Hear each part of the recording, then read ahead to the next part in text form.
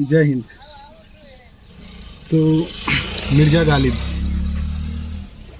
उससे पहले अपने जानेंगे कि ये जो शायरी है, दोहे हैं, या जो सारे गाने हैं, जैसे एंटरटेनमेंट संगीत के द्वारा, धुन के द्वारा, कैसे भी जो धुन है उनका महत्व क्या है और ये है क्या।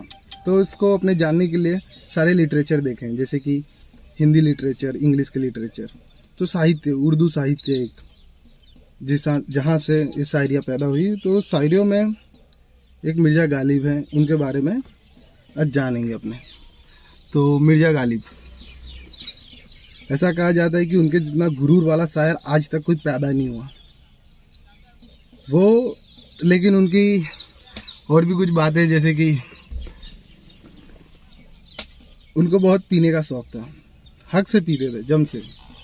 एक बार क्या हुआ था ना, वो दिल्ली के थे, उनको इतना दारू पीने का शौक हुआ था, इतना यानी मन, तो चले गए थे मेरठ 2 गधे लेके, और 2 गधों पे सिर्फ शराब लाद के, और वहाँ से चलते आए थे मेरठ से दिल्ली, ऐसे थे। और इनका नाम मिर्ज़ा गालिब। अगर इतना गुरूर और इनके पास ऐसे शायर, और इन्हें कोई जानता भी नहीं है अभी, जो 2000 वाले, जिनको हम 20s बोलेंगे, उसमें हम भी आते हैं। एक होता है 80s का दौर था, ये अभी 19s, अभी फिर अपने ये 20 वाले आए हम। तो यहाँ पे किसी को भी कुछ पता नहीं है तो जान लो, हम बताने आए हैं, ठीक, कि मिर्ज़ा गालिब, शायरी, ये जो कवि, जितनी कविताएं, ये सब समाज का एक मुख्य हिस्सा है, जिससे कि समाज को ये ज़रूरी है। क्यों ज़रूरी है? कि समाज को आगे बढ़ने के लिए वहाँ की, जैसे कि कवि थे पहले, जैसे कि आप कौन से अपने प्राचीन इतिहास नहीं, मध्यकालीन इतिहास और अपने आधुनिक इतिहास। अभी तो किनको पता नहीं कि इतिहास के भी 3 भाग हैं। वो तो हम जब इतिहास को अच्छे से जानने की कोशिश की तब हमको पता चला कि हाँ, मेडिवल है, अच्छा उससे पहले एसेंट है, फिर अपना मॉडर्न है, वाह वाह। तो ये सारी चीज़ें हैं और पब्लिक को पता नहीं है। और अभी अपने को आया पसीना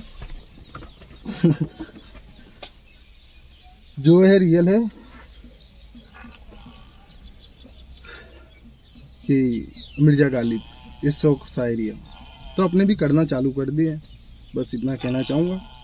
तो सबसे मेरे को भी नहीं लगता वो मिर्ज़ा गालिब थे, पर मुझे लगता है आज मिर्ज़ा गालिब कोई दूसरा है, जिनकी पहली कविता, जो मेरे को समझ गया हूँ मैं, ऐसा समझो, तो उनकी पहली कविता है। और उनकी कविता से अब तुम लोगों को पता करना है कि वो ऐसा, मुझे नहीं लगता अब उनके बाद, मिर्ज़ा गालिब तो हो गए, पर आज भी एक वैसा ही मिर्ज़ा गालिब आज जिंदा है अपने इंडिया में।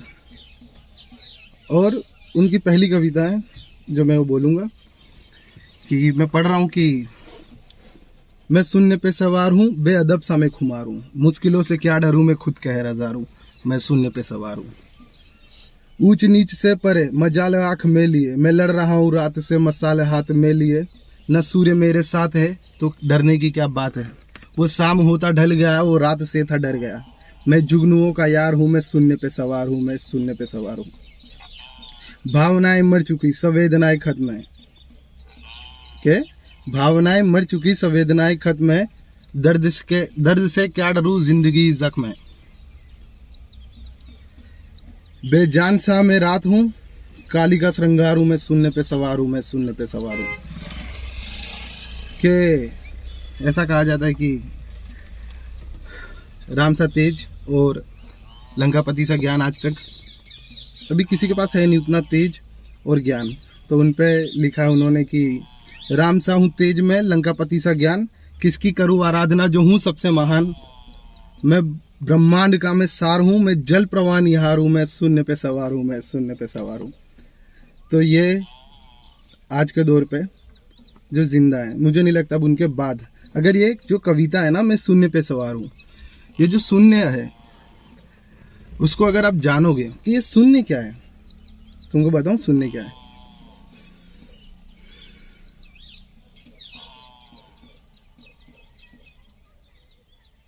अपने आप को शांत रखना, हर परिस्थिति में, कोई सी भी परिस्थिति में अपने आप को शांत बनाए रखना, यही जैसे कि अपने मन पे कंट्रोल रखना कभी भी।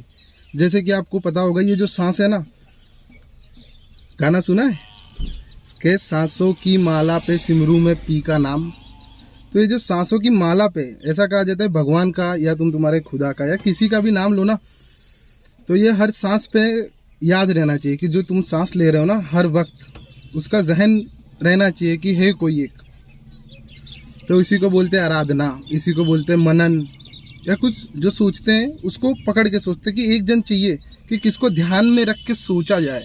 ध्यान वही है कि कैसे ध्यान किस पे लगा दें, और कुछ नहीं है। तुम ध्यान कहीं भी लगा दोगे वो तुम्हारी चीज़ है। अब तुम तो एक कहा जाता है कि हर उम्र में फितूर होता है जुदा जुदा, के हर उम्र में फितूर होता है जुदा जुदा, कभी खिलौना तो कभी मासूका तो फिर खुदा खुदा। तो ऐसा है, हर उम्र फितूर होता है जुदा जुदा। तो जैसे कि आप छोटे थे, आपको खिलौना पसंद था, आप लड़ लेते थे खिलौने के लिए, लेकिन आप थोड़े बड़े हो गए, अब वो खिलौना तुमको बोल देते हो कि हाँ जा बेटा तू खेल, छोड़ देते हो ना अपने खिलौने। अब आप पड़े हो किसी मासूका के पीछे, स्त्री के पीछे, अब वही तुम्हारे दिमाग में है, अब तुम उसके पीछे पागल हो जाओगे। तो वो आता है दौर, रहेगा दौर।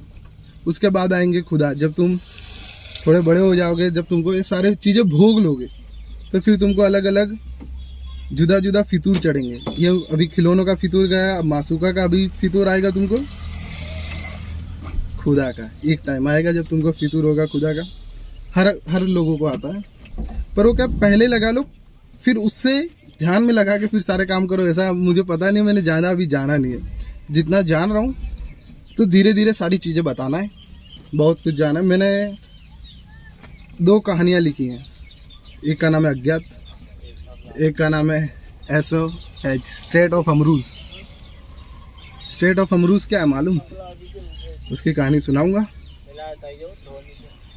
जो भी ये वीडियो चेक करेगा, जैसे कि आप सर लोग जो भी हो, तो हम बताएंगे ऐसे ही। अब ये राउंड क्या है, हम पहली बार ये वीडियो बना रहे, क्या बैकग्राउंड म्यूजिक आ जाएगा फालतू, आया था ना अभी गाड़ी में से, है नहीं सुविधा, पर बोलना है, जम से बोलेंगे, पहले बता दे रहे हैं। सपोर्ट करो जो देख रहे हो, पता नहीं आगे वायरल हो या ना हो, हमको टेंशन नहीं है, ये तो खाली फन, मज़ा आता है बस। पब्लिक सुनती है जी तो हमारे साथ है। मैं बोला यहाँ पे भी देखते, सुना के देखते, सुनेगी तो हम भी सुनाने के लिए रेडी, अब सबको सुनाएंगे। बहुत हुआ शांति से, क्या बोलता है अपने से बातें करनी पड़ती, इतना अकेले हो जाते कभी कभी लोग।